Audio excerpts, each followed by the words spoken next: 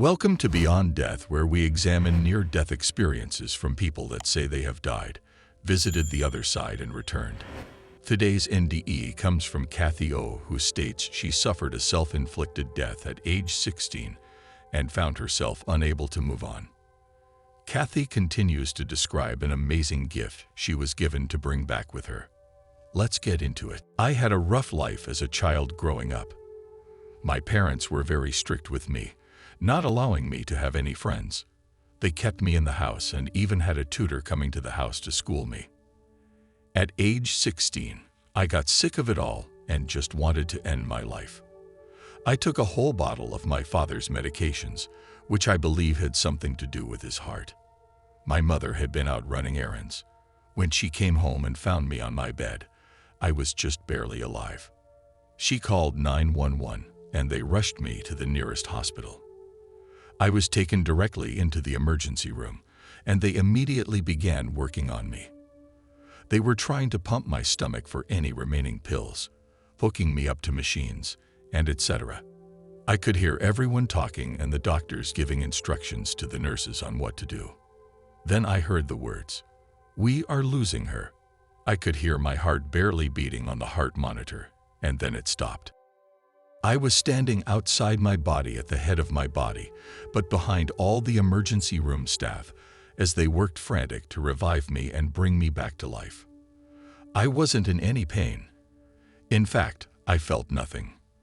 But I stood there in shock to see my body lying on the gurney while they worked on me. I watched as they pulled out the pads to shock my heart, put tubes down my throat, and were placing IVs in my arm. Then, I felt a tap on my left shoulder. I turned to look at who it was and then I was gone. That's when I found myself surrounded in total darkness.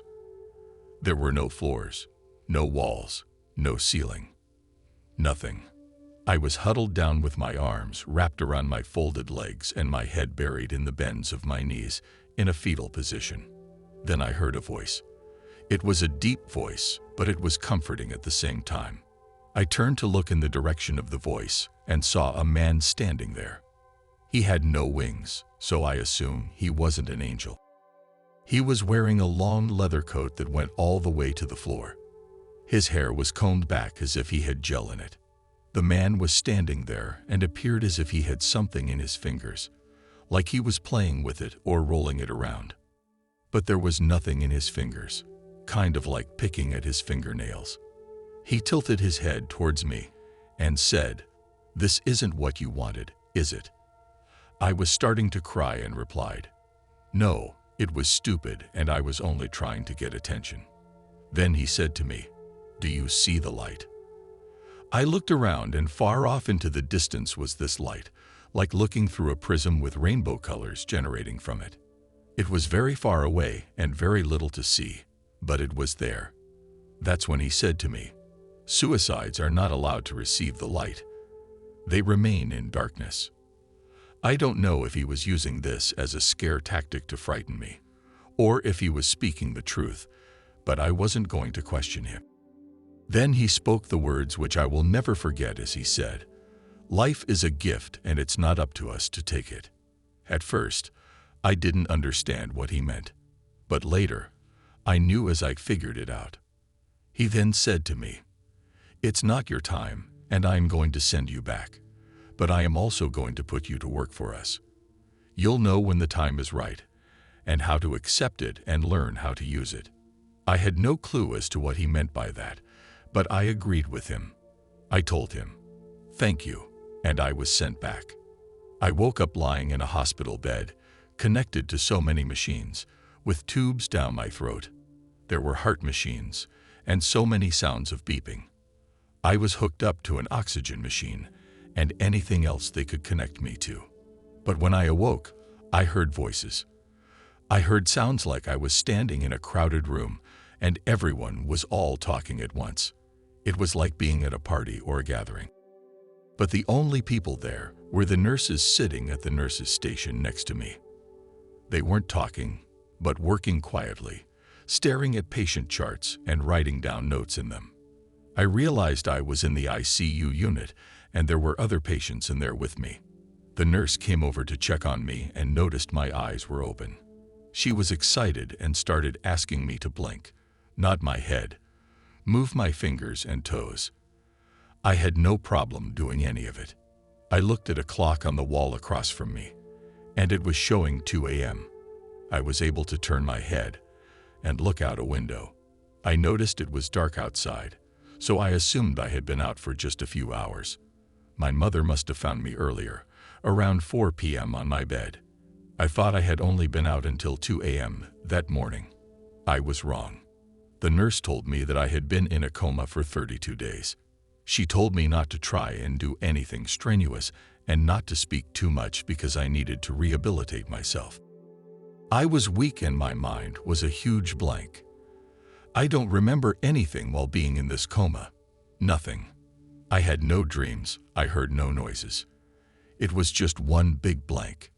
I wanted to know why I heard all these voices around me, so I asked the nurse. She asked, "What voices?" At that point, I thought I might have brain damage. I was assured that there was nothing wrong with me. As far as brain damage was concerned, I was fine. It was another week before they released me, as doctors ran tests on me to make sure there wasn't any damage.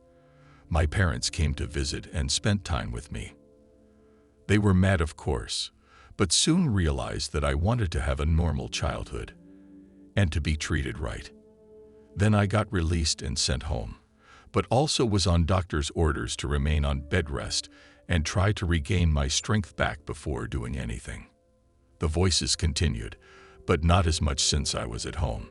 A few years later, I realized that I was hearing the dead speak. They didn't talk to me, but I could hear them.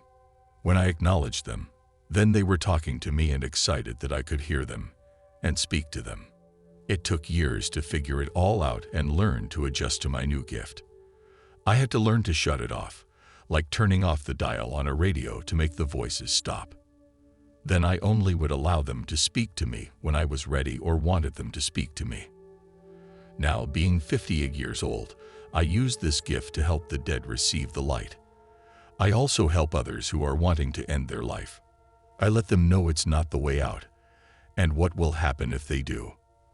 I share my experience with them. Now I know why that man sent me back and said he had work for me to do. Now I understand and use my experience and gifts to help others who are stuck in between realms or are stuck on earth in spirit. My gift is powerful, and sometimes it is more than I can handle.